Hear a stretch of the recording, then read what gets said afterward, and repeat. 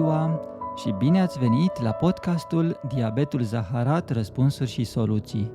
Sunt dr. Sorin Ioacără, medic primar diabetolog, iar scopul meu este să te ajut să înțelegi de ce în diabet nu există, nu se poate. Orice e posibil, iar dacă astăzi ne asculți pentru prima dată, bine ai venit în comunitatea noastră. Informațiile aflate aici nu reprezintă consult medical sau de altfel. Discută și ascultă de medicul tău. Descoperirea unui diabet zaharat este un coșmar pentru oricine. Sentimentele pe care le trăiești la început sunt aceleași pentru toată lumea, și la țară și la oraș, și pentru bogați și pentru săraci. În episodul de astăzi vom discuta despre ce trebuie să faci în momentul în care descoperi că tu sau cineva drag ție, de exemplu copilul tău, are diabet. Am ales să încep cu acest subiect deoarece îmi propun ca în acest podcast să fiu alături de voi încă din prima clipă, la debut. Îți voi fi apoi alături pentru tot restul călătoriei tale în lumea asta deosebită, specială, a diabetului zaharat. Dacă ai grijă de tine, o să vezi că de fapt e o lume plină de bucurii și împliniri. Primul lucru pe care îl vei învăța din episodul de astăzi este că nu trebuie să te sperii mai mult decât e cazul. Internarea de care poate ți este frică nu este obligatorie la debut. De fapt, majoritatea situațiilor pot fi rezolvate și în ambulator. Vom discuta apoi despre cine te poate ajuta în această perioadă. Ai nevoie de sprijinul celor din jur, dar în același timp nu uita, trebuie să înveți să te îngrijești singur. Vom încheia prin a discuta despre importanța medicului diabetolog și a grupurilor de suport online pe internet. Bun, hai să începem. Dacă ai glicemii foarte mari, e posibil ca medicul să îți recomande tratament cu insulină încă de la debut. În tipul 1 de diabet, acest tratament rămâne apoi toată viața. În tipul 2, e foarte probabil să îl poți opri după 1-2 luni și să-l înlocuiești cu altceva. Poate doar 1-2 pastile. Important de reținut aici, nu te speria mai mult decât e cazul. Dacă începi cu insulină, mai ales în tipul 1 de diabet, în prima săptămână vei plânge la un moment dat, indiferent cât îți propui tu să nu o faci. E normal să fie așa. Vorbește cu cei din jurul tău. Ei sunt acolo ca să te asculte și să te ajute. Știu că tratamentul cu insulină te sperie acum, dar vei vedea că nu este chiar atât de greu. E mult mai dificil la început, dar te vei obișnui foarte repede. Ulterior, dacă rămâi pe insulină, o pompă de insulină te poate scăpa de toate injecțiile pe care le faci acum. Și chiar dacă diagnosticul e diabet tip 1, să știi că nu mai este o problemă atât de mare cât era în urmă cu doar 5-10 ani. Te sperie limitările care vor apare în viața ta? Vei vedea că medicul tău diabetolog te va învăța cum să procedezi în orice situație. Nu există, nu se poate. Vei descoperi că există o soluție pentru orice vrei să faci în viața ta. Ți-e milă și plângi poate pentru copilul tău nou descoperit cu diabet de tip 1. Te înțeleg și sunt alături de tine. Vei vedea treptat că pe el îl afectează mult mai puțin decât pe tine. Copiii cu diabet râd, se joacă, sunt fericiți. Asta îți va da o putere pe care nici nu bănuiești acum, la început, că o ai. Chiar dacă debutul e la o vârstă fragedă, știm în prezent ce trebuie să facem pentru a avea o viață lungă, de peste 80 de ani, fără complicații. Diabetul de tip 1 nu mai este o problemă de nerezolvat în zilele noastre. Dacă ai diabet de tip 2, indiferent ce tratament primești la debut, e posibil ca după 2-3 luni chiar să-l poți schimba cu ceva mult mai ușor de administrat. În ultimii ani au apărut pastile foarte eficiente, fără risc de hipoglicemie, care protejează inima și rinichiul și chiar te pot ajuta să mai slăbești. Trecem acum la subiectul internării în spital la momentul diagnosticului. Debutul diabetului de tip 1 nu înseamnă automat internare în spital.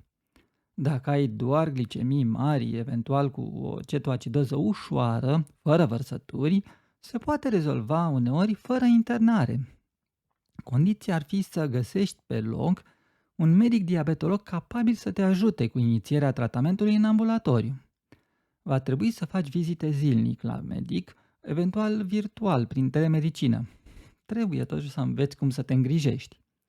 Dacă ai deja combinația de glicemii mari și vărsături, sau nu ai un medic diabetolog care să te ajute în localitatea ta sau în apropiere, atunci va trebui foarte probabil să te internezi.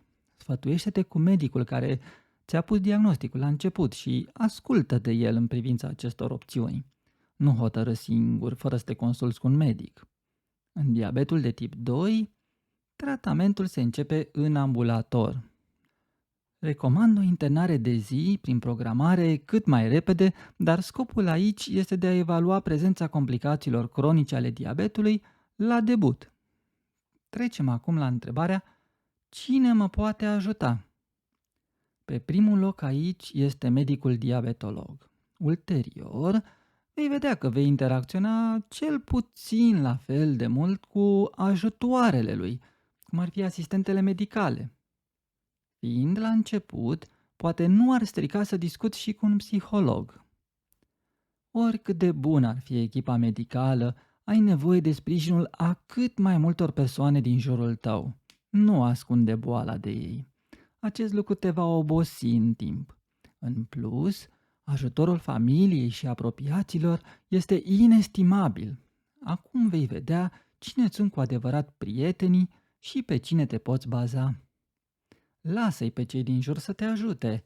Nu le refuza ajutorul, chiar dacă ai putea să faci lucrurile și singur. E mai bine să împărtășești o parte din viața ta cu ceilalți decât să înfrunți singur obstacolele. Aș dori să-ți vorbesc acum despre o nevoie personală a ta, pe care e bine să o accepti cât mai repede.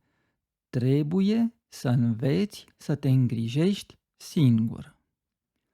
Medicul tău e cu tine cel mult câteva ore pe an, adesea mult mai puțin.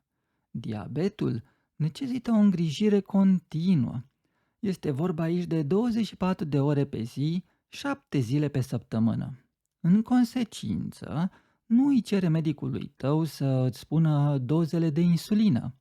Învață de la el cum să le afli singur. Fii atent! Dacă vrei să rămâi sănătos și să ai o viață lungă și fericită, învață să devii propriul tău doctor. În primele zile de la debutul diabetului, trebuie să înveți 5 lucruri de bază. 1. Cum să-ți administrezi medicația. Fie că sunt pastile, fie insulină, fie altceva, trebuie să știi precis cum să le iei acasă. Al doilea pe lista asta ar fi cum să-ți iei glicemia cu un glucometru. La punctul 3, să zicem, avem dieta. Dacă ai doar pastile în tratament, probabil că nu e nevoie să înveți să numeri glucidele sau hidrații de carbon. Dacă faci insulină, nu se poate fără să știi să numeri hidrații din alimente. Urmează apoi hipoglicemia, cum să o previi și cum să o tratezi. În final, la punctul 5, interesează-te despre senzorii de glicemie. Îți vor schimba viața, crede-mă. După ce emoția primelor zile de tratament încet mai trece, caută cu atenție un medic diabetolog cu experiență în tratamentul modern al diabetului zaharat. Trebuie să faci echipă cu el pe termen lung, așa că nu te grăbi, alege cu înțelepciune. Ideal ar fi să fie aproape de casa ta. Uneori, disponibilitatea lui pentru telemedicină poate ameliora parțial neajunsul unei distanțe mai mari până la cabinet. Nu te dezamăgi dacă medicul ales de tine nu e așa cum ai fi vrut tu. Spune-i deschis ce diferă față de așteptările tale. El nu are de unde să știe aceste lucruri dacă nu îi le spui. Vei vedea că se va bucura să poată învăța de la tine ce ai tu nevoie. Mediul online este plin de informații medicale. Alege cu mare atenție sursele de informare pe internet, mai ales că ești la debut. Fii cât se poate de critic, inclusiv cu informația pe care o asculți aici, de la mine. Dacă descoperi aici ceva care nu sună bine, trimite sugestia ta anonimă folosind linkul dedicat din subsolul site-ului meu www.diabezaharat.ro. Mă vei ajuta astfel să adaug noi informații care apoi să te ajute și pe tine și pe ceilalți. Pentru cei care vor să aleagă un grup de suport online pentru diabetul de tip 1, recomand grupul de Facebook Noi și Diabetul, în paranteză de tip 1. Cel mai important lucru pe care aș dori să-l reții din ceea ce am discutat astăzi este faptul că în zilele noastre știm exact ce trebuie să faci pentru a trăi până la 100 de ani, dacă așa ți-a fost scris.